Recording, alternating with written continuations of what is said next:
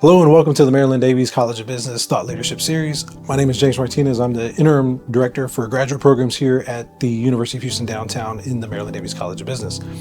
Joining us today for the Thought Leadership Series is Miss Cari Hawthorne. Cari Hawthorne is the Managing HR Director for Ford Motor Company. And Cari has held a number of roles within companies such as Ford Motor Company as well as Microsoft. So she brings a great deal of experience for human resource professionals. Cari is also an alumni of the Marilyn Davies College of Business MBA program, so we're very happy to have her joining us today. Also joining us today is the Interim Dean of the Marilyn Davies College of Business, Mr. Kevin Jones. Dr. Jones, take it away. Hey, so I'm here, happy to be here with Miss Cari Hawthorne. She's a UHD alum, MDCOB alum, both at the BBA and MBA level. Right now, you're a managing HR director at Ford, and you're specializing in the software side of that, software division. Before we get started with the questions that we have today, talking about professional development, please give us a brief overview of you and an introduction about why you joined UHD and yeah. Thanks, Dean, for having me. And I'm always super glad to be back at UHD and share the experiences that I've had in my career. So as you rightly mentioned, today I am a managing HR director at Ford Motor Company over the Connected Vehicle Software organization. Prior to that, I spent 4 years at Microsoft in the software space, then also HPE in the software space, spent almost a decade in the military, and somewhere in between there, I found my way to UHD. Part of the reason why I felt like UHD was the choice for me was primarily because of the flexibility. I was one of those students who didn't have the traditional college experience, staying in the dorm, stomping the yard, other than what I had saw in movies. And so this allowed me to still have that experience in the workforce, but also obtain the degrees that I needed to sustain myself in the workforce as well. Okay, thank you. So kind of building on what you just mentioned, so the UHC provided you flexibility, and that's why you chose our university, specifically the College of Business. What were some of the key takeaways from your time here that helped develop your career trajectory? Yeah, I think one of the biggest things was balance, right? When you are a full-time employee and a full-time student, you have to figure out how to balance the needs and the requirements of both. You also, you have family, you have other obligations outside of those two things. It's one, figuring out the balance, but also two, I think at the time being here, being on campus, it was tapping into networks. One of the great things that I felt about this program when I did the MBA program is that the cohort you started with was the cohort that you finished with. So there were classes where I might have been stronger in, and then there were those finance courses where I leaned on someone in my cohort to help me along the way. And it's very similar to how things work in the workplace, right? You're not going to have the expertise in everything, but playing to your strengths and knowing when to tap into other people to play to their strengths as well was super important, and something that I learned from being here.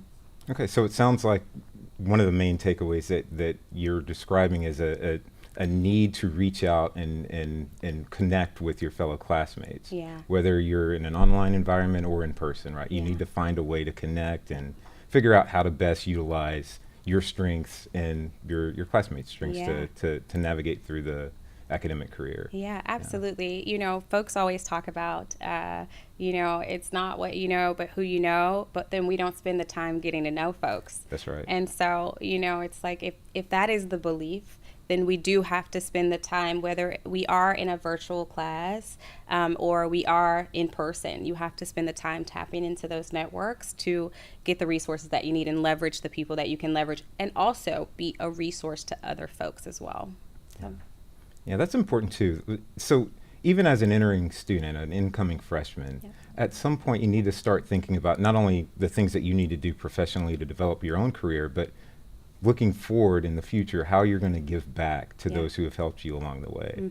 So I know that we haven't discussed this, but I'm just now really curious about what are some of your thoughts about how to develop that or instill that from a faculty standpoint, or for someone like you as an alumni? What would you do? How would we as a college help develop those skill sets in our incoming freshmen? Yeah, I think one of the things, and this is totally, off the top of my head, but I think one of the things that take place in the workplace a lot is like, personality is not the right word for them, but they are like assessments. So like the DISC, different types of assessments that identify what are people's strengths, what are their weaknesses, what are the opportunities that they have. I think once folks are more familiar and able to identify those things, then they can also identify what they have to offer, right? And they can also identify the places where they might need to reach out and get additional help. I remember when I was coming through, this program, like I mentioned, I had a knack for problem solving. So if we were in a course and we were talking about how we might think through something, that was something I was very good at. But when you put me in that accounting class, or you said, can you tell me what should be on this P&L? I was looking to the left and to the right of me, of my peers that I knew were actually doing well in those places. But I think to answer your question more concretely on how do you instill that, I think it's one, having students become familiar with the places that they are strong and the places that they are not so strong, and not looking at those places where they're not as strong as necessarily weaknesses, but like more as opportunities for them to develop and opportunities for them to tap into the strengths of others. Yep. So being resourceful and understanding thyself, right? Knowing what you know, knowing what you don't know, and reaching out to others to help overcome those blind spots. Yes. And I know we're going to get to the resourcefulness at some point in this discussion, but I can't emphasize that enough. Like, to be resourceful and know when to reach out, understanding that you may not always have a perfect setup where people are going to tell you every single thing, but being resourceful enough to know where to go and find the answers and who to tap into to get those answers is going to be super key. Okay. So yeah, we can kind of touch on that now. So in your experience, what were some of the valuable skills that helped you along the way in terms of not only just navigating your professional life while you were working here as a student, but obviously in the classroom as well? What were some of the big skills that you needed? Yeah. So if I were to, they always say hindsight is 20/20. If I were to think back about some of the things that I feel are still helping me today, I would say there's this book I read. It's called The Coaching Habit. And in The Coaching Habit, it talks about us being curious a little bit longer, right? Sometimes, even as new grads, as new employees, we go into environments and we want everyone to know that we know what we know, or we know all of the things. And it's great, right? That's why folks hired you. That's why you're, in the position that you're in.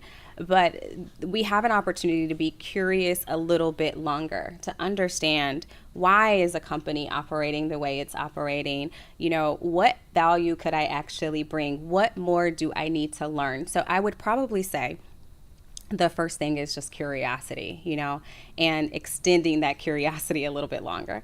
The second thing I would say is resilience. I know that social media tells us a lot about how the workplace should be, and you should have the perfect manager, and they should pay you 1,700 figures, I know what it says, right?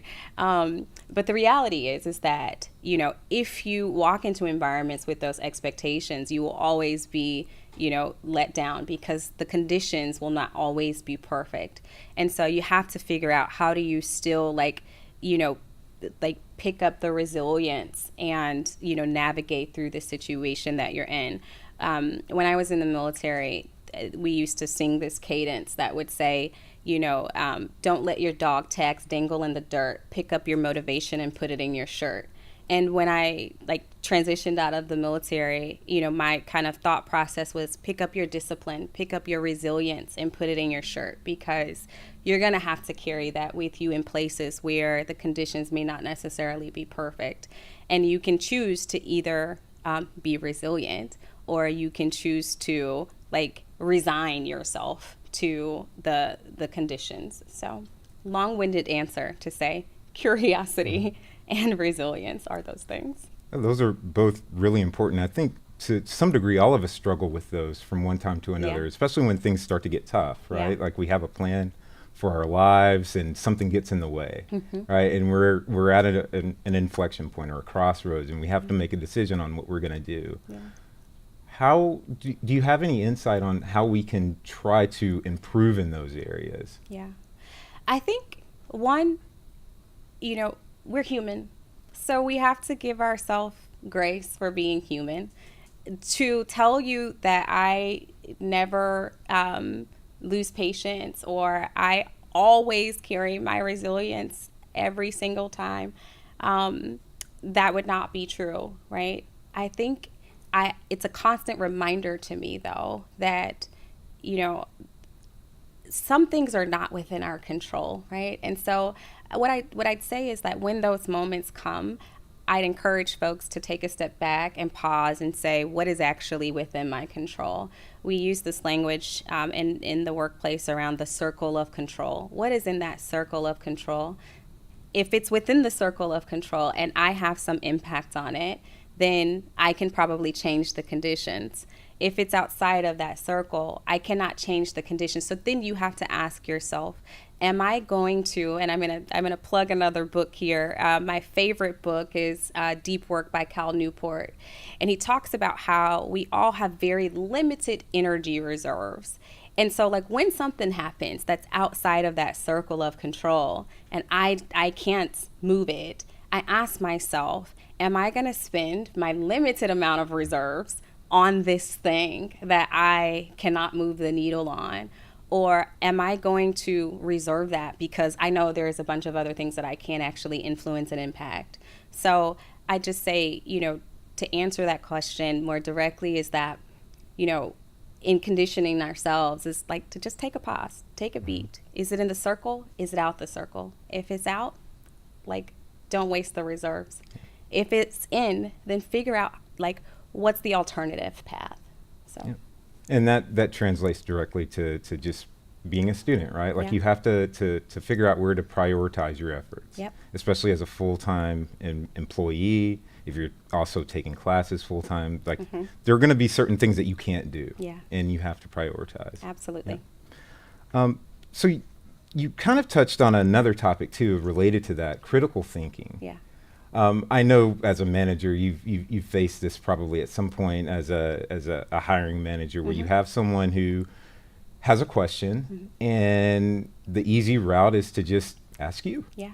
Right. How do you get people over that hump to actually try to think about what they could do on their own to solve that problem? Yeah. I think that. I think in some cases, folks may not necessarily feel that it's a bad thing, and to go and ask your manager, to go and ask your professor. And in most cases, those folks in those roles, self-included, would be like, hey, come ask me, include me, let me know how I can help. Door is always open, all of the things, right? But I also think as a people leader myself, one of the ways that I try to like redirect a little bit is by asking the person, tell me what your thoughts are about this, tell me, what you think we should do, and tell me why you think we should do that. One, as people leaders and even as professors, I think over time, people will become conditioned to say, I know Cari's going to ask me this, so let me think through it, or I know, Dean Jones is going to ask me this, so let me think through it. And hopefully that helps to build the muscle of thinking through a thing before we go and try to ask for the easy answer. I think we're going to get to this at some point, but I'd also say this sort of flows into like the introduction of AI. Right now, we have these supercomputers at our fingertips. Like anything you can imagine and think of, you can ask the question. But you will not get the right output if you are not asking the right questions, if you are not putting the right input into those supercomputers. And so I just encourage people to, before you go and ask the question, imagine that Cari's going to ask you, tell me what you think about this, or tell me, like why you thought this thing, and bring that insight into the conversation before you just go and look for the easy answer. Yeah, so that kind of goes back to what you said before about being curious, right? Because at some point, someone's going to ask you to be curious, right? Because especially once you graduate, you're out there in the real world, people are going to want to know that you've spent some time, that you've spent some of your own energy and effort to resolve the question that you have, rather than just running to the next person who might be able to solve it for you. Absolutely. And beyond the critical thinking part, it's also a bit of problem solving. These are some of like the intangible things that you may not necessarily see on a job description, or you may not necessarily hear people ask for, per se in an interview. But like, these are the skills that sort of like separate folks from the pack, right? I always tell people, and especially as folks are trying to like grow their careers and they're trying to get to, new levels and earn more money and things like that, there has to be something that delineates you from everyone else. Like, are you the person that is going to think through a thing before you ask? Are you the person that's going to come with a recommendation before you expect someone to give it to you? Are you a person that's going to try several things, try and fail? Are you a person that's going to be curious, that's going to be resilient? All of those things that you may not necessarily get asked directly in an interview, that people are like scanning for, because those are the things that are either going to make you successful in a role, or they're going to make your manager's job a little bit harder. So you mentioned AI, and just basically technological change in the macro economy. What skills do you think are going to be rising to the forefront as it relates to these changes in industry trends? Yeah, I think as it relates to like the individual, and before I answer this question, I will say this. I don't want to minimize the impact that the introduction of AI has had on the world. I sort of liken it to, over hundreds of years ago when the automobile was first introduced. People couldn't fathom it. Now, living in a place like Houston, you could not imagine being without one, right? And so, like, as, technology and advancements in the world evolve, like, people also evolve to their use of them. Like, they become sort of integrated into the way we do life, the way we live life. When it comes to AI, I do think that we are still on this trajectory of like where it's going to take us. I think when it comes to the skills and what people need, I would say probably the most like core and fundamental skills for AI is prompting. Prompt engineering is what they call it. What I feel is that we're not necessarily asking the right questions. And so, sort of similar to what I said before, if you're not putting the right things in, you're not going to get the right output. If you're using, the AI tools in the same way that you would have used a Google search bar, you're not getting the right output, from it, or the max output from it. And so I'd say it goes back to the critical thinking, right? Like, what are we actually asking? What are we trying to get to? What is the outcome that we want? And how are we reframing and reshaping our questions to make sure that we get that output from those tools? So not only the prompt engineering specifically, but just broadly speaking, the ability to effectively ask a question to get an answer that makes sense. Yeah. And then understanding that the answer tracks to the question that you asked in the beginning. Like that's vitally important. Yeah. Especially in a career like yours with previously you were in Microsoft, now you're with Ford. Those type of things are vitally important in your career path. And can you give just an example of like perhaps when you've been in a situation where you've either had a coworker or an employee kind kind of missed the mark on that and what the outcome or the ramifications of that were. Yeah. I think for me, I can name countless. How much time do we have? I think for me,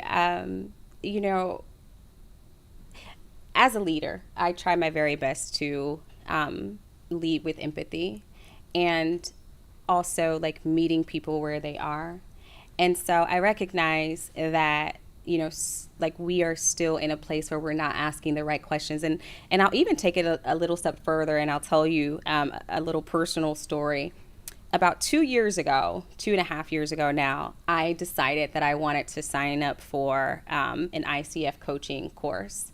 And the course was over, I think, like 4 or 5 months. And it was heavily focused on asking questions. And you would have to ask these questions live in the class to people. And the questions had to be questions that solicited responses and kept the conversations going. And not in a way that was like, and what now, and what now, and what now? Like actual questions to pull out information from these folks. By the second month, I was like, how is it that this is my job and I feel like I am not great at this? And I quit the program. I was not good at asking questions. And then I rejoined the program a year later, and I got better at asking questions. And now I feel even more comfortable asking the questions. So I bring up this example because I recognize that for the folks that report to me, sometimes my peers, sometimes students in the classroom, people that we interact with, like folks are still kind of on this curve of learning how to ask better questions. And as a leader and also as, a coach to the folks that report to me, when I recognize that they might be struggling with asking the right questions, it's a challenge for me to ask different questions to them to parse that out and help them get to the outcomes that they're trying to get to. Okay. Yeah. So we spent a little bit of time on AI, and we've also spent some time on interpersonal skills like perhaps teamwork. Yeah. We've talked quite a bit about critical thinking. What are some other soft skills, maybe power skills is another term I've heard, things that aren't quantitative in nature that are fundamentally important in terms of getting a job, being successful in that career, and then how can you translate or convey that you're actually proficient in these skills to an employer? Yeah, this question might actually take us through the rest of our time together. Just kidding. I think there's a couple of things. So please redirect me if I go too long. I think the first thing, and I can speak to this because this is a thing that I am still actively working on today. The first thing is like confidence, right? Building the confidence muscle.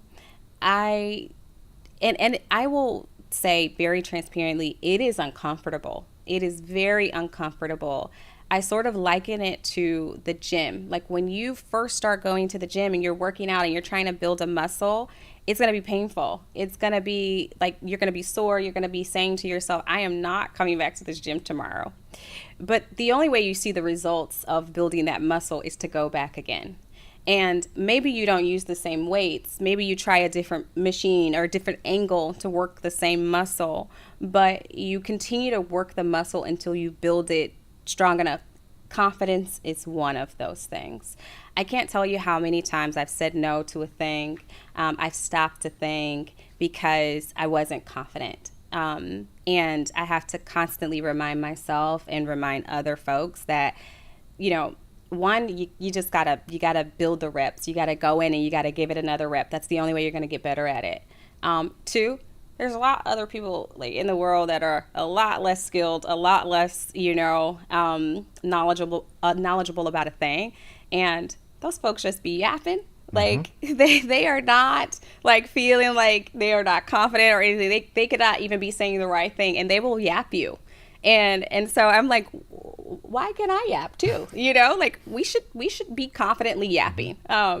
So I would say confidence is probably one of the things that folks have got to build. If you're not good at a thing, if you're feeling like you are not as knowledgeable about a thing, then what do you need to do to build that knowledge, to build that skill so that you feel more confident in that?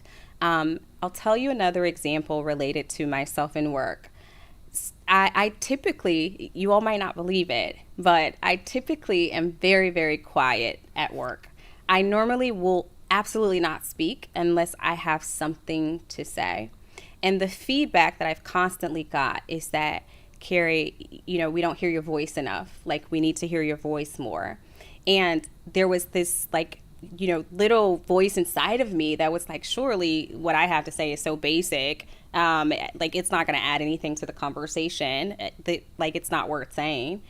Until I started saying it. And folks were like, oh, actually, I hadn't thought about that. Or, oh, actually, we could do that.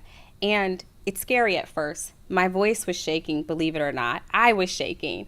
But you give it the reps, and over time, you continue to get better. You shake a little less. Your voice is a little less shaky, but you continue to go at it. So long story short, confidence is the first one.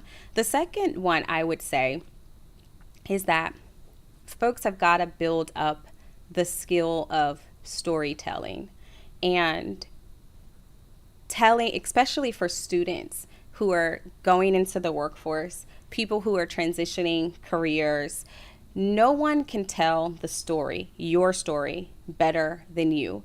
I always say to folks, what people have to decode, they end up discounting. So if I can't make out what experiences you have, if I can't understand what you've done, then people tend to diminish the experience or discount the experience. And whose fault is that? Is it the person who didn't have all the context, or the person who didn't tell the right story? And so I would say students have got to get better at storytelling. Folks in general got to get better at confidence.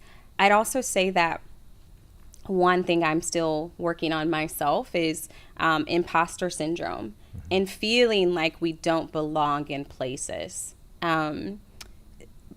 We have to work on that. If you're one of those folks that you already got the job, and similar to myself, like, oh, I shouldn't speak up, like, we hired you to hear you. We hired you to leverage your expertise. We didn't hire you to sit in the back and to cower, to sit in the back and not add anything. And so imposter syndrome is another one. I already mentioned curiosity. Like, that one also has to be at the top of the list. And I would probably say 1.1 on the list is resilience. I cannot express that enough. I have seen so many cases where a person may not necessarily have all of the relevant experience, but they have the resilience and the right attitude to learn and to go and ask the right questions and go and be resourceful and figure it out. I just add this one last thing in that, a lot of times we expect people to take chances on us that we don't take on ourselves. And I want to encourage folks to give themselves every opportunity to win. I remember when I first decided that I was going to pivot into HR in the civilian sector, I came to UHD. I learned about the HR certifications. I got the HR certifications because my motto was that I don't want you to tell me no. I don't want to apply for this thing and you say, Cari, actually no, because you don't have this.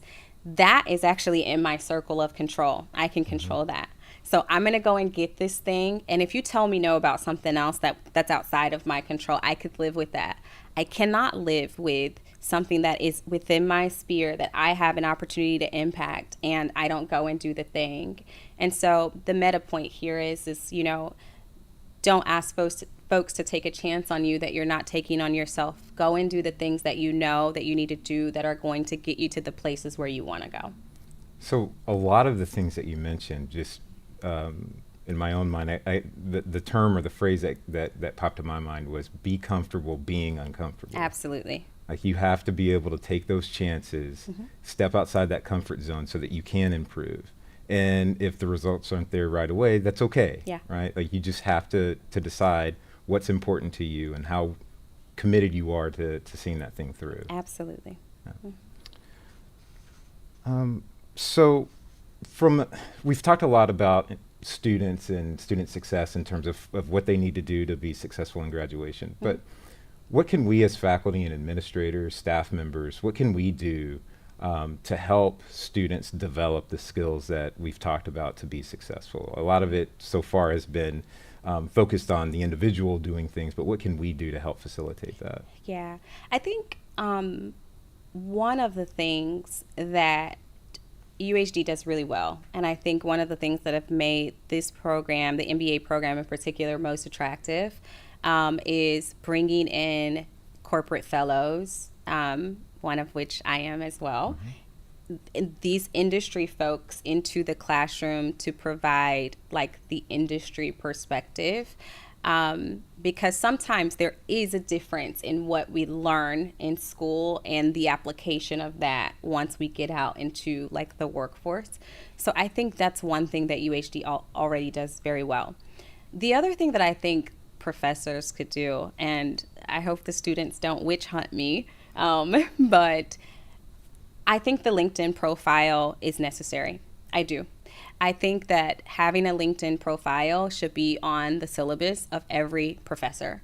I think that if you have to give credit for, I don't know what has to happen, but the amount of times I meet people that are in college and do not have the LinkedIn profile, but that talks to me about wanting to do this or do that, it is astounding.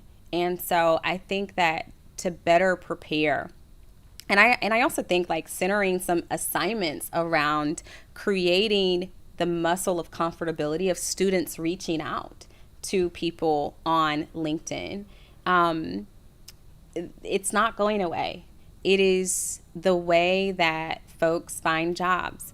I hope no one's from my job looking at this, but just last week, 2 recruiters reached out to me about, some roles that they wanted to talk about. The role that I'm in today was not a role I applied for. It was someone reached out to me about a role and said, can we have a conversation? And so I think the faculty can absolutely assist in that, because I think it is a huge linchpin between like graduating and the next step. Building that network. Building the network. Yeah. Mm-hmm. Yeah. Yeah, that's really helpful. So, I mean, we've just essentially we revised our BBA and MBA core programs very recently. They're kicking off in the fall semester. So that's something that certainly we as faculty can take a look at, because our students, I mean, just like anyone else, like we're all engaged in social media one way or another. May as well use the platform that actually helps us advance our career. Absolutely. Yeah. So what do you, I mean, we've talked about several skills. Maybe some of them are easier to identify than others, but what are some skills that you've seen recently that you've had a hard time hiring, things that you need that are hard to come by, or at least hard to understand whether or not the applicant possesses those skills by just looking at their CV? Yeah, I'd say one of the things is like introspection. I know that when we go to interviews, we, want to put our best foot forward, and we should, but we oftentimes speak to a lot of the things that we do well, and we don't identify the mistakes that we've made. And it's not, I'll tell you as an interviewer, it's not about the mistake, actually. It's about what you learned from the mistake, how you recovered from the mistake, the ownership and the accountability of the mistake. I remember when I was interviewing at my current company, I got asked this question, and the response I gave was about a time that I made a $2 million mistake. It's a pretty hefty mistake. And normally, folks might be like, I'm not telling that story. Like, I'm going to tell you because I made the mistake, but I also learned so much from that, and it also changed the way I thought about the work going forward. It didn't necessarily make me second guess myself, but it made me double check myself. It made me pause and not be overly confident in my delivery, but making sure that the quality of the things that I put out actually reflected, what I wanted it to reflect, wasn't a true representation of the work that I did. And so I'd say that, when I'm interviewing someone, I'm looking for I'm trying to parse for the humility. I'm trying to parse for the introspection. Are you a person who is reflective on things? Are you the critical thinker? Are you resilient? And sometimes it's not easy, sometimes it's not easy, but I think this also comes back to asking the right questions. Mm-hmm. So, okay. Yep. So one thing that I have been passionate about for several years now is trying to identify internship opportunities for our students, and then getting students to actually take those internships. Mm-hmm. From your perspective, how important is that in terms of when you're looking through resumes and trying to filter out who might be the right fit? How important are internship opportunities? Yeah, I haven't hired for this level in quite some time, but what I would say is this. There are times where people are experience deficient, and I know the students might hunt me down for this, but I'm going to just say it. Sometimes, in order to gain specific experiences, again, the conditions may not always be what you want them to be. The internship might require you to move somewhere for a few months. The internship might require you to take less money than what you might be making at your current job. The internship might require things from you that you're wait, do I really want to do that? But one thing I always, tell folks is that once you get the experience, no one can take that thing away from you. And sometimes experience is the hardest thing to get for people. And so when those opportunities come up, even if the conditions are not perfect, I'd encourage you to be resilient and to really evaluate beyond the opportunity. That's the other thing. I know you didn't ask me this, but I'm going to just share that sometimes we're very short-sighted. Sometimes we think, oh my God, I don't want to move for 3 months. In today's time, 3 months is 5 minutes. I swear it was just January, and I think we have to look past the immediate future and ask ourselves, what is this thing setting me up for? Is the conditions may not be ideal right now, but if it sets me up to secure this thing later on down the line, then the time would have been well spent, and so the internships, the experiences are super, super important, and where you can grab them and where people are willing to offer them, I'd encourage folks to take them. So earlier you mentioned being able to effectively tell your story is important, but along those same lines, you have to have a compelling story to tell, and Absolutely. internships help you develop that story. Absolutely. Mm-hmm. So what are you personally working on in terms of your own personal and professional development? Yeah. So for me, it's a couple things. It's using my voice still. I think that is a continuous opportunity for me. It is being more confident. That is probably, I don't know what number is before 1, but that's the one. Being more confident. And then the third thing is the imposter syndrome. And you look for ways to, in my mind, I tell myself I look for ways to get the reps in. And what I mean by that is there are times where I'm in conversations where I typically wouldn't say something, and I see it as an opportunity to get a rep. And I'm you know what? I'm going to just say it. We'll see what happens. If y'all don't see me at this job tomorrow, y'all know why. We're just going to get the rep in and see what happens. And when you get the rep in and it goes well, the confidence builds. When you get the rep in and it doesn't go so well, you learn from that, right? and then you go back in the next day and you try a different angle to get a rep in, you know? And so for me, those are the three things: using my voice, being more confident, and the imposter syndrome piece, like not shrinking in the rooms, not speaking up because I feel like I may or may not belong.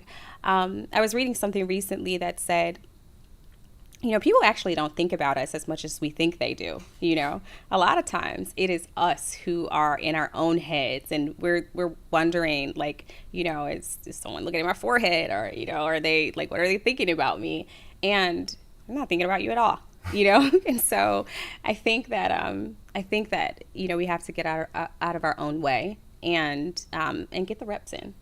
Yeah, so our students, by and large, I've been here since 2011, and our students are determined. They have fought through a lot of things to get where they are. Yeah. But like all of us, they struggle with confidence issues or imposter syndrome, right? Like it's something that everyone shares to some degree or another. But I think my add-on to what you've said is that our students aren't alone, right? Yeah. Like there is a support system. Alumni, faculty, staff, administrators, we're all here to help. So it's not the case that students who are facing challenges, whether it's a bad grade, whether it's an issue on the job, like you don't have to feel like you're alone. Yeah.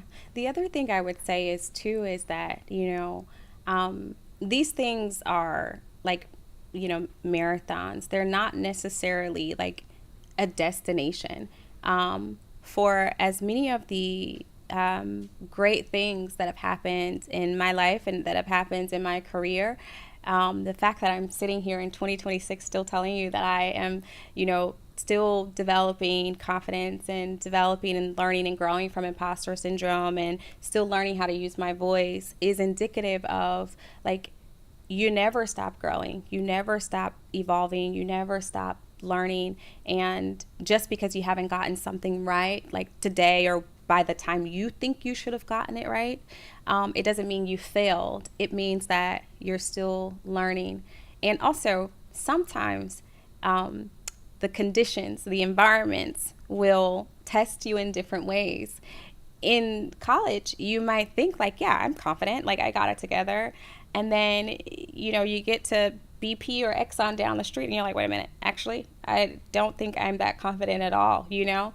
And so you give yourself grace and you understand the environments will continue to grow you if you let them. Yeah. Okay. So, questions? Yes. Well, thank you for sharing all of that. We do have some questions. So the first one is, what advice would you give an HR professional stuck at a ceiling who are considering an MBA or a BBA? And how do you know if it's the right time to go back to school? So I'll tell you how I knew that I was supposed to get the certifications. I started looking at jobs that I wanted. And so to this person, I'd say, like, for the jobs that you want to apply for, go and look at those jobs and see what the requirements are. And it goes back to the earlier point that I said, if the jobs require you to have the MBA or the BBA or specific certifications or things like that, then that is within your circle of control, right? The longer you delay that, the more you are just hoping someone takes a chance on you without those things. And that's a chance that you haven't actually taken on yourself. I also recognize that sometimes there are conditions that, you know, impact people's ability to go back to school and things like that. But to answer the question more directly, I would just say review the job descriptions of the roles that you are interested in and see what those roles require, and then reverse engineer how you acquire those things so that you can minimize people telling you no. Thank you. So the next question is, what trends are you seeing in hiring that MBA students should be aware of? Trends I'm seeing in hiring that MBA students should be aware of. I'd say that there are a lot of rotation programs out there that MBA students should be plugged into and that they should be aware of as they come available. There are so many different ways you can set alerts for when rotation programs are posted. I love rotation programs or like college graduate programs that are separate from internships, because these programs are normally over the course of a couple of years. They'll rotate you through different like departments and different teams to round out experiences. And then if you do well in those roles, a lot of times companies have conversion rates where they say X percent of people who came in through this program, we want to convert them into full-time hires. And so if I had to give a piece of tangible advice around trends, I'd say a lot of people minimize or maybe don't know about rotation programs available to MBA students. And I would encourage you all to get plugged into those, set up your alerts, get plugged into those things so that you are aware of them when they pop up. I didn't know about those either. So Yeah. thank you for sharing. Of course. So I have two questions about resilience. Mm-hmm. One of them is, how do you build resilience without becoming burned out? Yeah. How do you build resilience without becoming burnt out? I think that we have to think about like prioritizing things, right? And I also want to just also acknowledge that sometimes there are points in our careers where we have to recognize like what our tolerance levels are, right? By no means do I ever want to insinuate if an environment is toxic, if you have a people leader that is like abusive or, you know, things like those are, that is, I don't want you to be resilient through that. All right. That's not what I'm saying. I think we have to understand our tolerance levels. I also think we have to understand where we prioritize our time.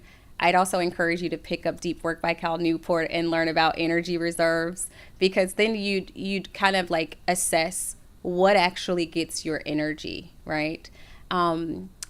I sort of liken my own energy as like it's super like precious and rare.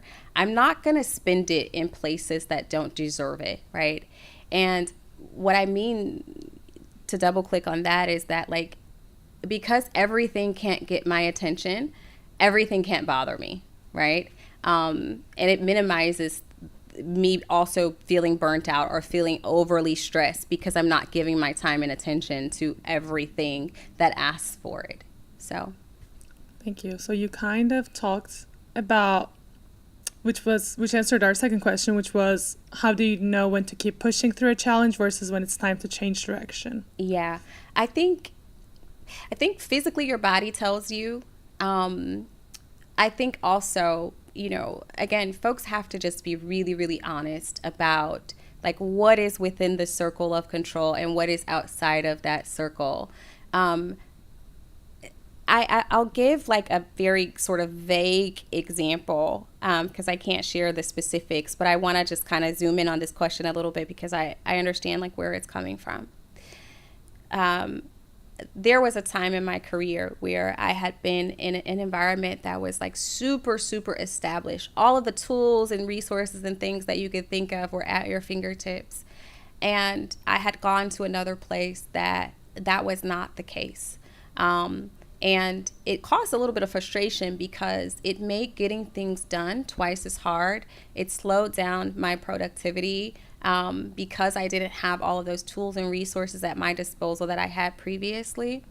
But when I took a step back from like that situation, and that's, I mentioned this earlier about pausing, you know, I'd also encourage folks to just like pause and take a step back. Like sometimes we're too close to a thing to be able to see the whole picture. What I realized is that other place didn't have all of the tools and the resources and the things, but there was something that I was still building in that environment that I was not building in the other one. There were some reps that I was getting in that environment that I was not getting in the other one.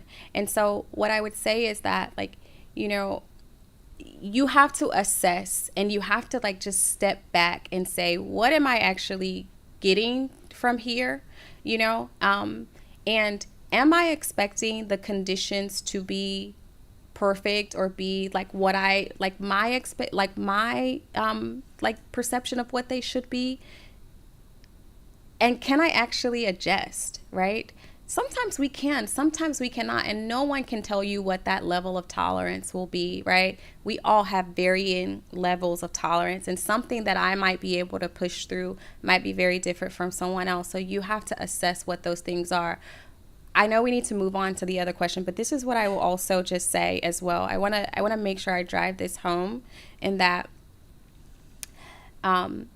we have to be very mindful about how quickly we move on from things too, because the lesson that you don't learn in one place will repeat itself in another.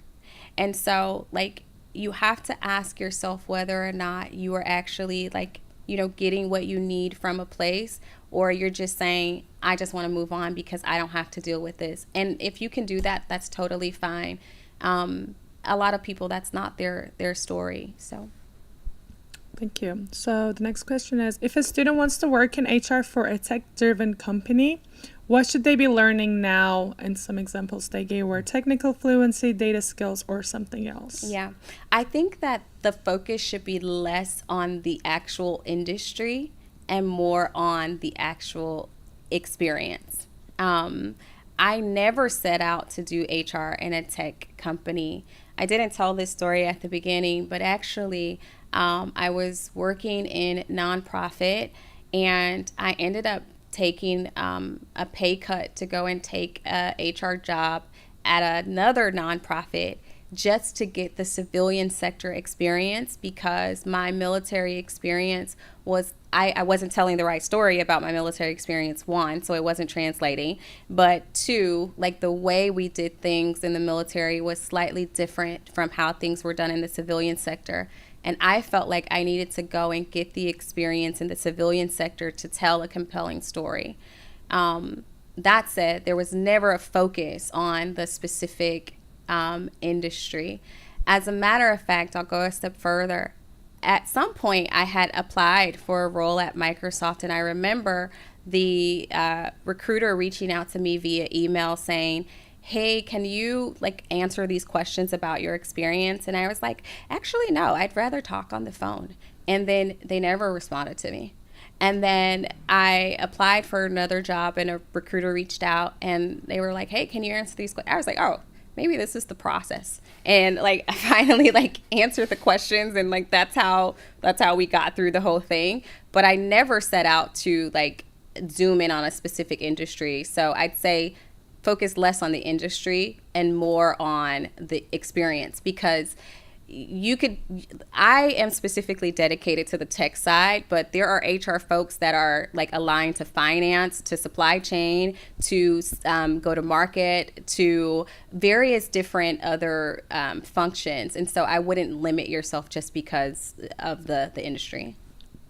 Awesome. So next question we have is saying, we're hired to deliver and have answers. How do you admit when you don't have the answers or recognize a weakness without making others question whether you were the right person to hire? Yeah.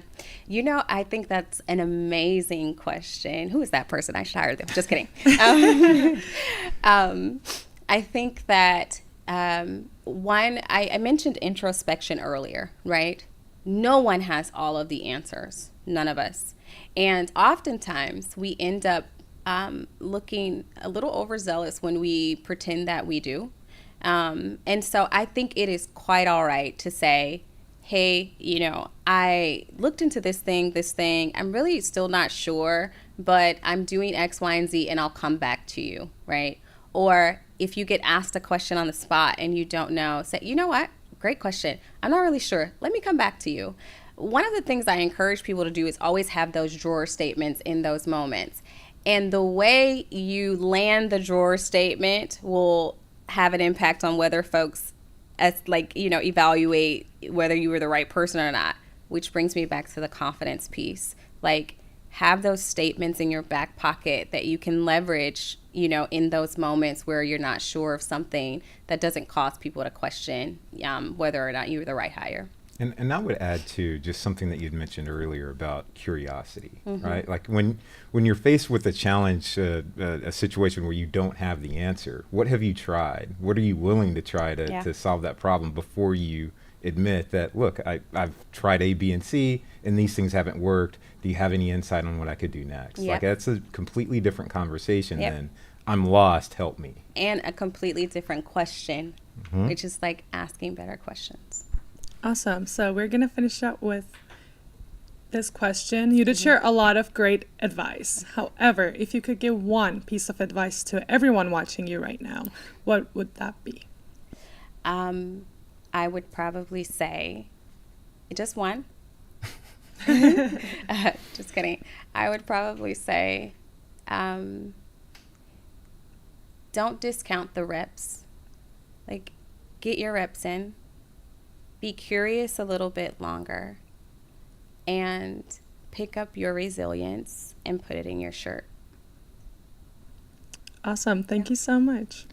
Well, thank you, Cari, for your time. You've given us a lot of insight, a lot of takeaways for our students and us as faculty and staff as well. So I really appreciate your time. Really appreciate the questions that we received. They were excellent as well. That will conclude today's Thought Leadership series, and we'll see you next time.